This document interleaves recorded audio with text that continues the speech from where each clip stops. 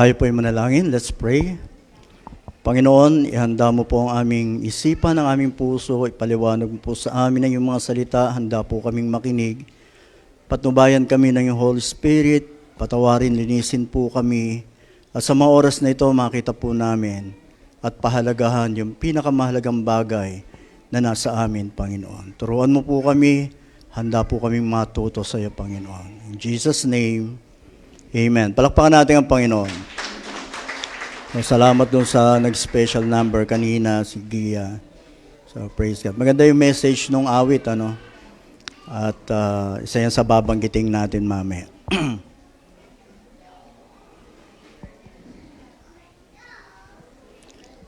Ang buwan na ito, ating pong tinatalakay yung pagiging katiwala natin sa Panginoon. Tayo ay pinagkatiwalaan.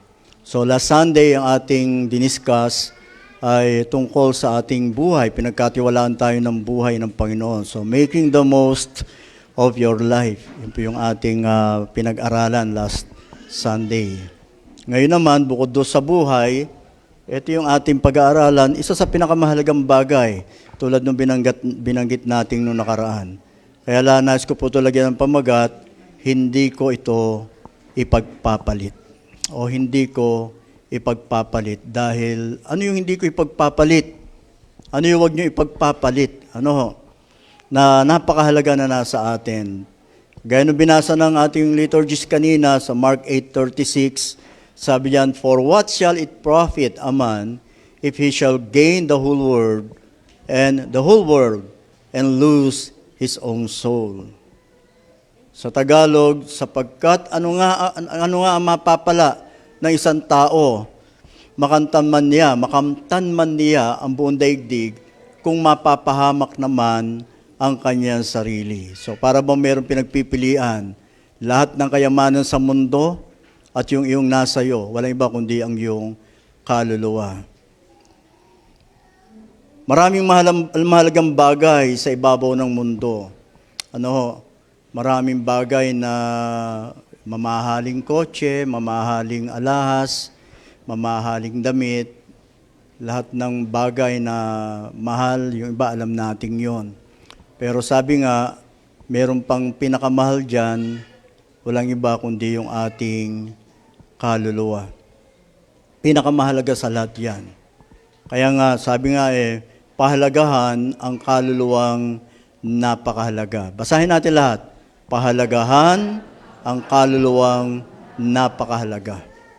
Bakit hindi natin to dapat ipagpalit itong bagay na to? Una, kasi ito yung pinakamahalagang nasa iyo. Hindi maitutumbas dyan. Sabi nga, kahit ang kayamanan ng buong mundo. Sabi doon sa Mark 8:37, ano ba ang maibabayad ng isang tao para mabawi niya ang kanyang buhay? Ang tinutukoy dyan ay yung kanyang kaluluwa. Makamit mo man ang lahat ng bagay, kung mawawala naman ng iyong kaluluwa, anong maibabayad mo? Meron ka bang maipapalit? Pag nawala yan, sabi dyan, wala. Pag samasamahin mo ang buong kayamanan sa buong mundo, lahat na alam mong pinakamahal, pag samasamahin mo yan, sabi ng Panginoon, kung ipapalit yan o ipantutubos sa iyong kaluluwa, hindi po pwede. Sabihin natin, hindi pwede. So, hindi mo pwedeng ipalit yan. Bakit? Dahil yan yung pinakamahalagang nasa iyo. Kaya nga yung napakahalagang yan, walang iba kundi yung kaluluwang nasa iyo. Sabi ng Panginoon, pag samasamahin mo ng kayamanan sa mundo, hindi mo pwedeng ipalit dyan. Kaya ang ginawa ng Diyos, nung mapahamak ang kaluluwa ng tao, ito kanyang ginawang paraan, yung John 3:16. Gayon na lamang ang pag-ibig ng Diyos sa sanlibutan. Kaya't, sabi diyan, ibinigay niya ang kanyang kaisa-isang anak upang ang sino man sumampalataya sa kanya, hindi mapahamak yung kaluluwa, kundi magkaroon ng buhay na walang hanggan. So, anong pinambayad doon sa nawalang kaluluwa, doon sa mapapahamak na kaluluwa? Ang buhay ng kanyang bugtong na anak na si Jesus. At sabi natin noon, ang Panginoon Jesus, ang kanyang buhay ay hindi matutumbasan ng halaga. Kaya yun ang ipinambayad sa atin. Tingnan niyo mga kapatid, maging ang Diyos pinahalagahan niya ang iyong kaluluwa. Para lang matubos yan, sukdulang ibigay niya ang kanyang bugtong na anak na si Jesus, napako sa krus, namatay, nilibing muling nabuhay, para tubusin ang ating kaluluwa. Pinahalagahan niya ng Diyos. Napakahalaga sa kanya yan. Nang pinresyohan niya yan, kahit daw pagsamasamahin mo lahat ng kayamanan sa mundo, hindi pwedeng ipampalit o ipantubos sa iyong kaluluwa. Kaya nga, basahin natin itong Matthew 25:46. Sabi diyan, itataboy ang mga ito sa kaparusahang walang hanggan, ngunit ang mga matuwid ay tatanggap ng buhay na walang hanggan. Napakahalaga niyan, kaya kapag yan ay napahamak, kapag yan ay pinarusahan, ang mga nakalulungkot ka dito, kasi doon sa parusa ng Panginoon, unlimited, forever and ever, your soul is eternal. Pipili ka sa dalawang forever na pagdadala na yung kaluluwa. Ano yun? Forever in hell or forever in heaven. At dahil ito ang pinakamahalagang bagay na nasa iyo, huwag mong hayaang ito ay mapahamak sa impyerno. Bakit? Sapagkat pag ito ang napahamak, sayang. Sabihin nga natin, sayang. Sayang kapag yan ang napahamak, yung kaluluwang nasa iyo. Sabi nga for what will it profit a man if he gains the whole world and loses his own soul? Sapagkat sabi diyan, ang mapapala ng isang tao, makamit man niya o makamtan man niya ang buong daigdig, ngunit mapapahamak naman ang kanyang sarili. Ano ang kanyang maipapalit? Maraming tao, ipinagpapalit yung kanyang kaluluwa sa maraming bagay, lalo na sa kayamanan. Kaya minsan pag may nagtatanong, paano na yung dangal mo? Sabi nila, hindi ko naman makakain yung dangal. Hindi ko kayang isaing yan. Kaya okay lang na mawasak yung kanyang dangal. Paano yung kaluluwa mo, yung trabaho mo? Ano yan? Mapapahamakan yung kaluluwa. Yung ginagawa mo, mapapahamakan yung kaluluwa. Wala akong pakialam, sasabihin nila. Meron din ganyan tao, mamaya pag-aaralan natin yon. Kasi ganito kung wala raw sanang judgment, alam problema Alam nyo, kahit na may batas, kung hindi na mag-i-impose yan at walang parusa, wala rin Kahit nagbigay ng utos ang Panginoon, kung pagdating ng panahon, wala naman palang judgment, magdiwang tayo kasi absuelto tayo lahat.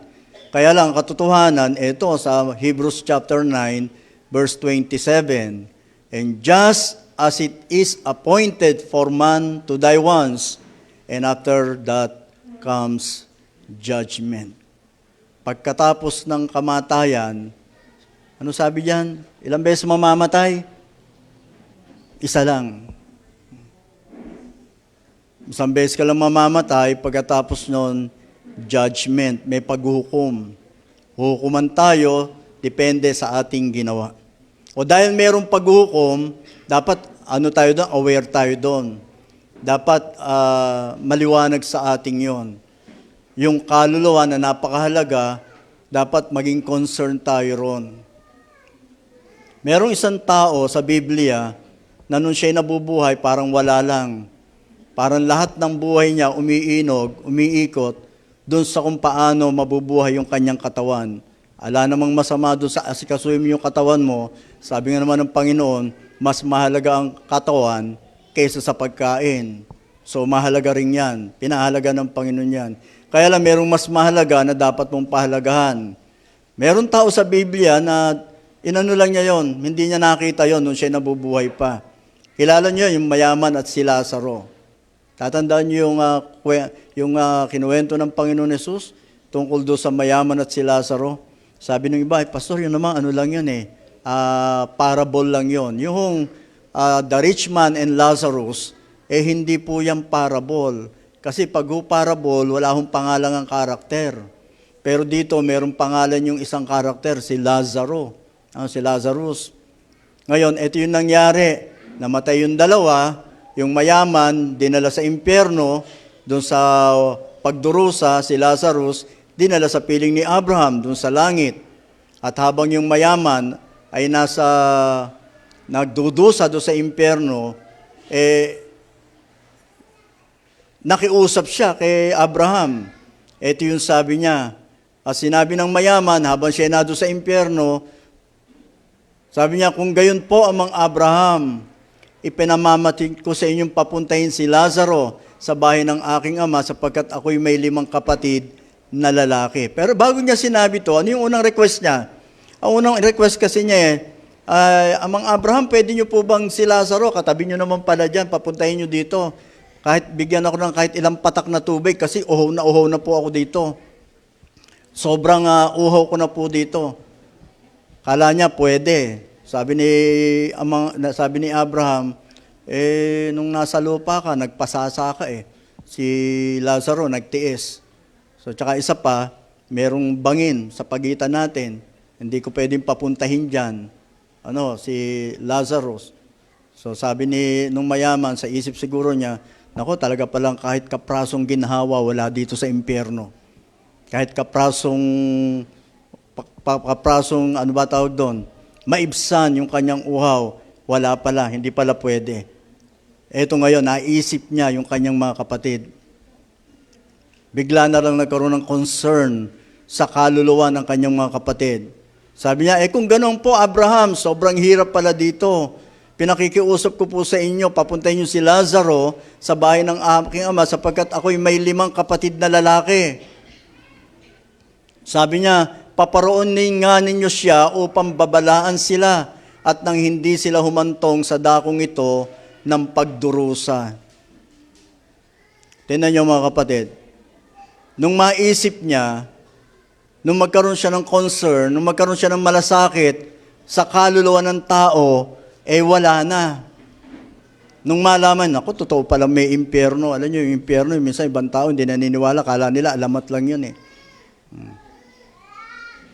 Nung malaman itong mayaman, na totoo palang may impyerno, at wala pala kahit kaprasong ginhawa doon, hindi ka pala pwedeng makiusap doon, hindi ka pala maililipat sa langit pag may nagdasal sa iyo sa lupa, hindi pala pwede yon.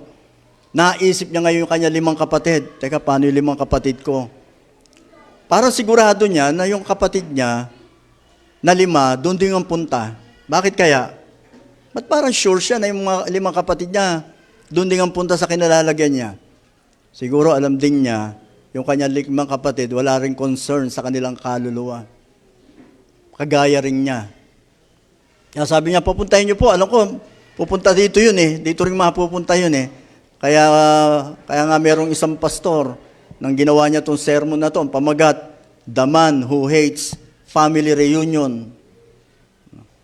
The Man Who Hates Family Reunion. Ito yung taong ayaw niyang makasama yung pamilya niya. Kasi magkakasama sila sa impyerno. Pero tingnan nyo, nung magkaroon siya ng concern sa kanyang kaluluwa, late na. Sabi natin, late na. Huli na. Wala ka na palang magagawa pagdating mo doon sa langit. Nung maisip niya, late na. Sabi ni Abraham, doon sa request niya, ngunit sinabi sa kanya ni Abraham, nasa kanila ang mga sinulat ni Moses at ng mga propeta, pakinggan nila ang mga yon. Pero sabi nung mayaman, hindi po sapat ang mga yon, kilala ko po yung mga utol ko. Kagaya ko rin po yon, walang panahon sa Bible, walang panahon sa Biblia. Wala rin ho yung panahon na magsimba. Busy ho yun. Kagaya ko, busy rin sa pagpapayaman. Busy kung paano mapaunlad ang buhay. Wala namang problema dun sa umulad ang buhay. Pero tatandaan mo, kung ang concern mo, yung lang katawan mo, sayang. Kasi sabi nga ito, maganda tong quotation na nakita ko. At most, you will live 100 years on earth, but you will spend forever in eternity. At yung eternity na yun, 2. Sabi natin 2. Impyerno at saka langit. Tagalogin natin, pinakamatagal na siguro na mabuhay ka na 100 years. pero gugugulin mo ang habang panahon sa walang hanggan. At sino yung gugugol? Ano yung mag-i-spend ng eternity na nasa iyo? Hindi ho yung katawan nyo, kundi yung kaluluwa ninyo. Hindi yung katawan natin, kundi yung kaluluwa natin. Yan ang hahatulan ng Panginoon. Kaya, meron palang ganon. Napakahalaga pala nito. Napakahalaga pala nitong bagay na to. Pag napahamak pala, sayang. So, anong gagawin natin? Ito ang higit na bigyan mo ng pansin. Amen? Basahin natin. Ngunit, sumagot si Abraham, Anak, alalahanin mong nagpasasa ka sa buhay nung ikaw ay nasa lupa. Pero, si Lazaro naman ay nagtiis ng kahirapan. Subalit ngayon ay maligaya siya rito, samantalang ikaw naman ay nagdudusa riyan. Ngayon, baka sabihin nyo, pag pala mahirap, mapupunta sa langit.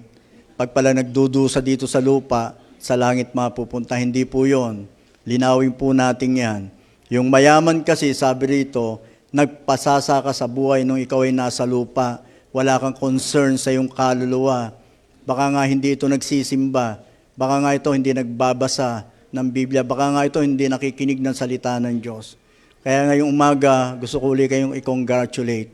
Dahil this morning, binigyan nyo ng pansin ang inyong kaluluwa. Amen? Palakpakan natin ang Panginoon. Kaya tiyak, magkikita tayo sa langit. Gusto niyo ba ngayon? Wag muna. Wag muna ngayon, Pastor. Ang dami ko pang balak gawin sa buhay. Gusto kong pumunta sa langit, pero Lord, wag muna ngayon. Magkikita tayo ron. Pag binigyan mo ng pansin, bigyan mo ng higit na pansin, dahil yan ang mas pinakamahalaga na nasa iyo. Yan ang hindi namamatay. Etong mayaman na to, yung salita dyan, yung nagpasasa ka sa buhay. Alam naman natin ibig sabihin nun, doong nakafocus yung kanyang buhay sa bagay na yon, na nakalimutan niya ang kanyang kaluluwa, ang sumunod sa Panginoon. Ano ba gagawin ko sa aking kaluluwa? Nakasulat ho yan sa Bible kung paano gagawin natin. Pero sabi, si Lazaro naman, nagtiis ng kahirapan. Pero ngayon, maligaya sa rito, samantalang ikaw naghihirap. Bakit nagtiis ng kahirapan? Alam niyo po ba, bigyan ko kayo ng tip para makatakas sa kahirapan ng buhay. Pinakamadali, magtinda kayo ng shabu. Magnakaw kayo. Manloko kayo ng tao. Noong isang umaga, nakikinig ko sa radyo, ang binibigay na tip, paano kayo hindi maluloko ng mga illegal recruiters? Yung mga illegal recruiters, yumayaman sila. Magtayo kayo ng kabo ng wedding. Yayaman kayo. Mag-business kayo na maanumalya. Yayaman kayo. Ito si Lazaro, pwede siyang hindi magtiis ng kahirapan. Pwede siyang makatakas dun eh. Pwede siyang gumawa ng trabahong maanumalya. Pero tiniis niya yung kahirapan kaysa magkasala. Tiniis niya yung mahirapan siya kaysa gumawa siya ng kasalanan. Baka yung trabaho natin, binubuhay lang tayo ngayon, pero pagdating sa kabilang buhay, yung mismo ang huhusga sa atin para tayo husgahan doon sa impyerno. Kaya si Lazaro, sabi diyan, nung isang nabasa ko, tiniis niya ang lahat. Alam niyo, pwede siyang yumami, pwede siyang magnakaw, pwede siyang mangulimbat, pwede siyang tumakbo ng congressman, mali-maleta yung dadating sa kanya. Pwede niyang gawin lahat yon. Pero hindi niya ginawa yon, mas hinanap niya yung matuwid na buhay. Etong mayaman, hindi lang sinabi kung paano siya yumaman, pero para mamuhay ka ng nagpapasasa, marami kang nilabag noon. Nagpasasa ka sa buhay, samantalang ang sitwasyon po kasi nito, si Lazaro na doon sa gate ng bahay niya, araw-araw na doon, nangihingi ng limos doon sa mayaman, hindi naman niya pinapansin, minsan binibigyan niya, ang binibigay niya yung tira-tira. Alam niyo po ba yung tira-tira? Kung narinig niyo na yon. Yung hinihingi niya, yung mumo, Ano yung mumu? Yung bumabagsak. Ano, doon daw pa, ewan kung gaano katotoo, yun daw mayayaman nun kasi wala naman tissue, yun daw tinapay na manipis, yun ang pinampupunas nila. Ano yung pinampupunas nila? Pag nilagyan ng mantika yung kanilang muka, di ba parang shawarma yun, kung matatanda nyo, ganun, ano? Parang balat ng lumpiang Shanghai. So yun yung pinampupunas nila, tapos tinatapon. Yun daw ang hinihingi ni Lazaro. Yun ang kanyang hinihintay na ibigay sa kanya. So walang concern sa kapwa, walang concern sa tao, lalo na walang concern sa kanyang kaluluwa. Kaya anong nangyari, napahamak.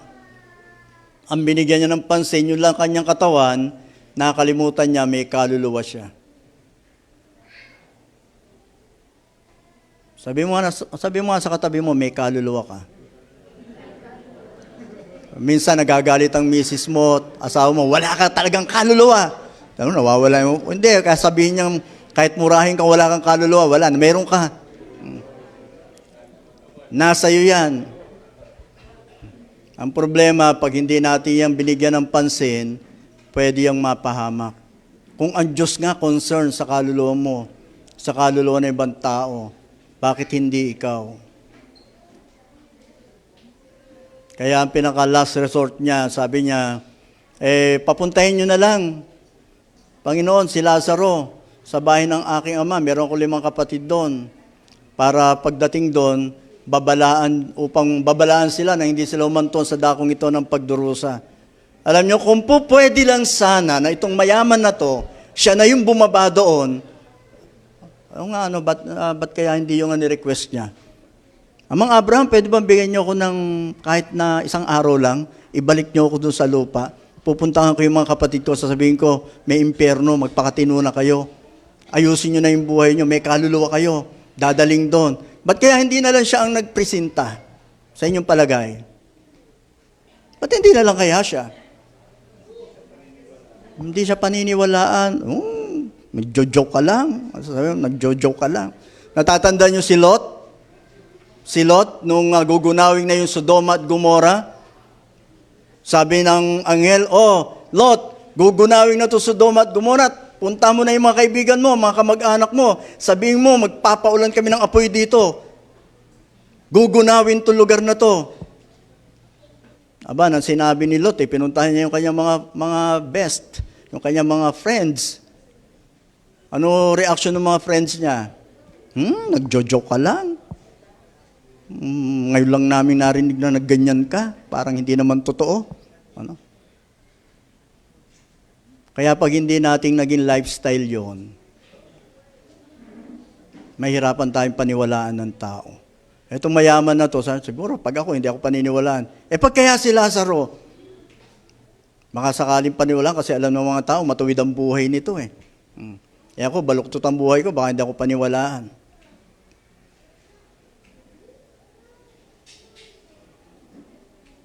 Pangalawa, hindi lang kaluluwa natin, kundi kaluluwa ng mga mahal natin sa buhay.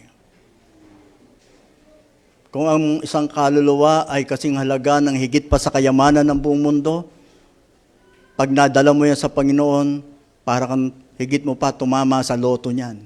Kaya alam niyo po ba ang tawag sa English ng pag-aakay ng kaluluwa sa Panginoon? Ano isang tawag doon?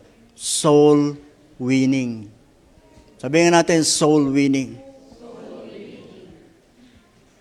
Ang soul winning, pag-aakay sa tao, pag-ikayat sa tao na lumapit sa Panginoon. Na sumampalataya sa Panginoon Yesus.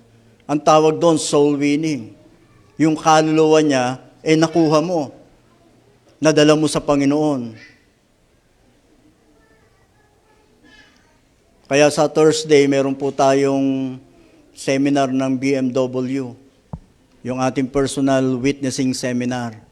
Tuturuan tayo kung paano natin aakayin ang kaluluwa ng mga mahal natin sa buhay patungo sa Panginoon. Yung mga friends ninyo, yung mga kaibigan nyo, yung mga kapitbahay nyo, paano natin yan dadalhin sa Panginoon. So natutuwa po ako, meron ng 13 nagsabing a-attend sila. 13 po yung a-attend sa Huwebes. Pwede pa ho kayong humabol. Kasi first meeting po natin sa Thursday, 6 to 8. Bakit? Concern tayo sa kaluluwa ng tao. Huwag tayong magkakaroon ng concern pag huli na.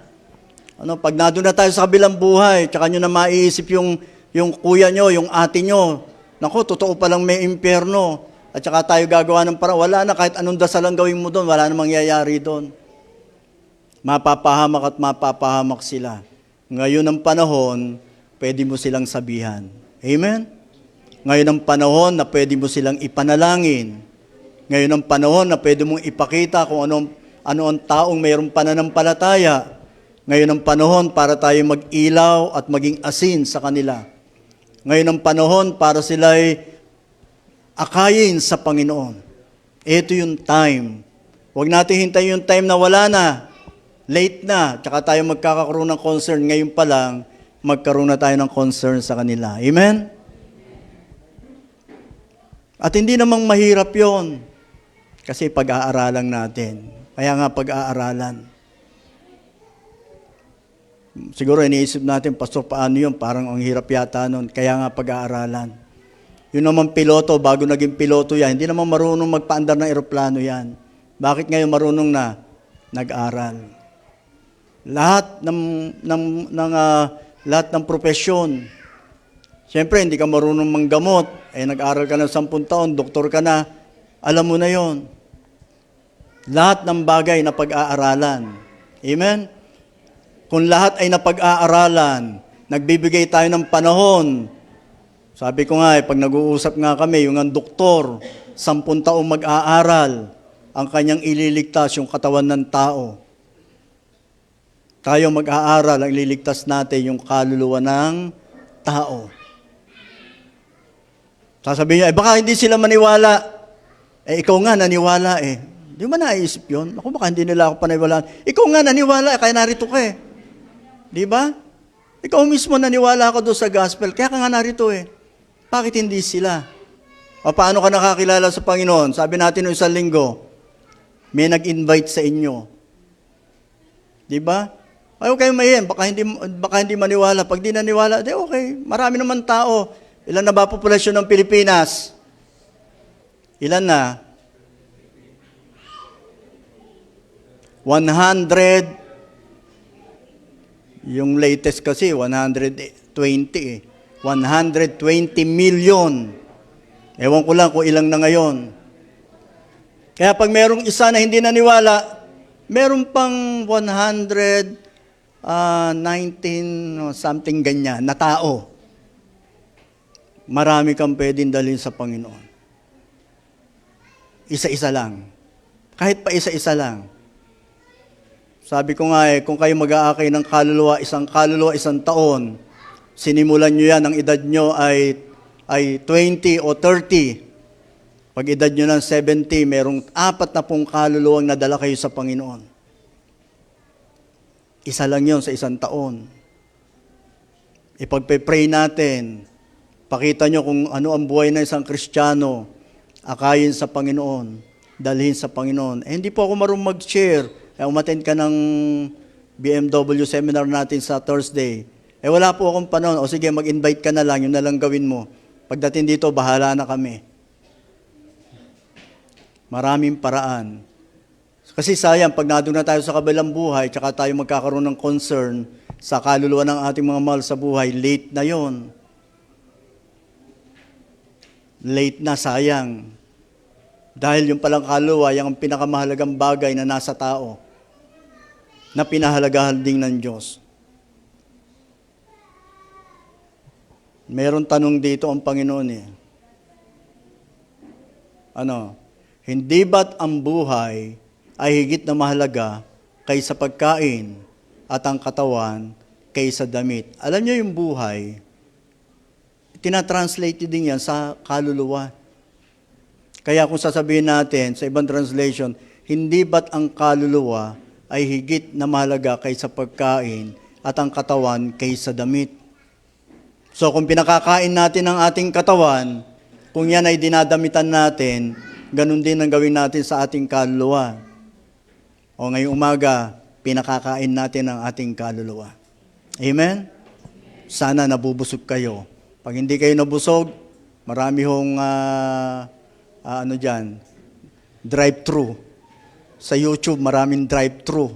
Marami ho dyan mga devotion. Kanina lang, sabi ko magdi-devotion ako, busy na ako, makain na ako kinakailangan ko na maghanda sa pagpunta rito.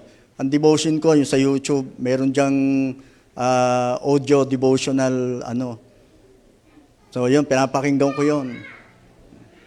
Pag wala akong panahon na magbasa. Kaya wala na tayong dahilan ngayon na hindi mo mapakakain na yung kaluluwa. Kaya karugtong nitong Matthew chapter 6, tinan nyo, sa 33, ngunit higit sa lahat ay pagsikapan ninyo na kayo'y pagharian ng Diyos at mamuhay ng ayon sa kanyang kalooban. Kaluluwa po na yung pinag-uusapan dyan. Kanina buhay, katawan, pero this time, kaluluwa. Sikapin yung pagharian kayo ng Diyos.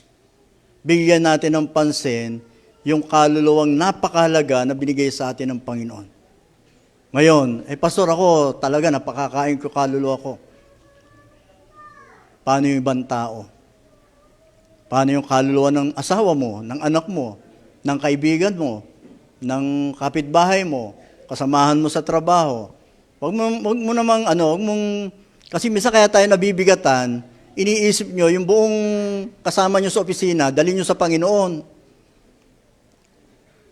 Isa-isa lang. Sabihin natin, isa-isa lang. One at a time. Alam naman ng Panginoon yun Hindi ka naman evangelist, hindi ka naman pastor. Pag-pray ka lang ng isa, dalhin mo sa Panginoon. Kahit nga sa akin, kahit isa sa loob ng 1 taon. Gagawin ng Panginoon. Pero syempre, una muna, yung ating kaluluwa, maging concerned tayo dyan. Merong isang pastor, dumalaw doon sa isang miyembro, sa isang pamilya na member ng kanilang church. So kumakain sila. Pagkatapos kumain, nagpaalam yung pastor. Tapos, napansin nung anak, Nanay, nawawala yung isang kutsara natin. Tingin ko kinuha ng pastor. Siya lang naman ang kumain dito na iba. Sabi nung nanay, baka nga. Kasi kulang yung kutsara natin. So yun ang nasa isip nila. After a year, dumalaw uli yung pastor. Hindi na nakatiis yung nanay. Sinabi niya, Pastor, nung 1 taon, dinalaw niyo kami dito. Pag alis niyo, nagkulang po yung kutsara namin. Siguro kinuha niyo. Sabi yung ganito sa pastor. Sabi nung pastor, yung kutsara. Di ba may Bible kayo doon sa center table sa inyong sala? Nilagay ko doon. Nilagay ko doon. Alam niyo, gusto lang malaman ng pastor kung nagbabasa ng Biblia yung mga tao ron. Ibig sabihin, kung nagbabasa sila ng Biblia, nakita nila yung kutsara. Kaya sabi nung pastor, napailing na lang siya, doon lang. Kung nagbasa sana kayo, nakita nyo. So, magbigay tayo ng panahon.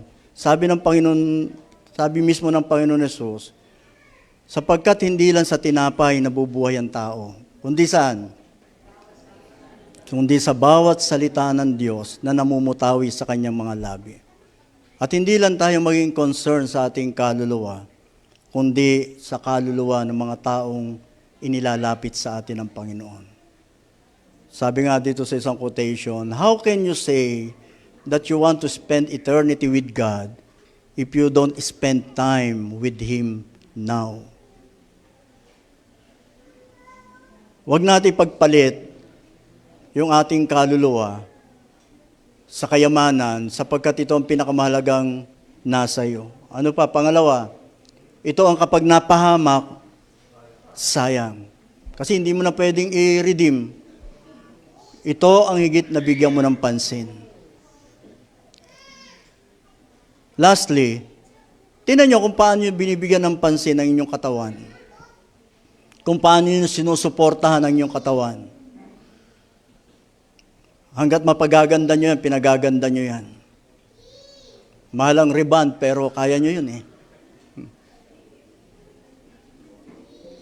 Naalaman ko, mahal pala nung rebound. Ang mahal nun. Tapos minsan pamasahe sa church, nangihinayan tayo, mamamasahe pa. Ang mahal. Pero tingnan niyo kung paano niyo pakainin ang inyong sarili. Alam niyo po ba pinakamabili ngayong na restaurant? Yung buffet. Yung samyupsal. Laging puno yun. Para binubusog natin ang binubusog yung ating katawan. Wala namang masama doon. Kaya lang, bigyan natin ng pansin yung ating kaluluwa. Dahil yan ang pinakamahalagang nasa iyo. Huwag mo hayaang mapahamak, lalo na yung kaluluwa ng mga mahal mo sa buhay. Ipanalangin, dalhin sa Panginoon, at yung pagliligtas na pangako sa ating ng Diyos, sumampalataya ka at maliligtas ka, ikaw at ang iyong bunsang bayan, mararanasan natin. Sa pangalan ng Ama at ng Anak at ng Banal na Espiritu. Amen. Palakpakan natin ang Panginoon.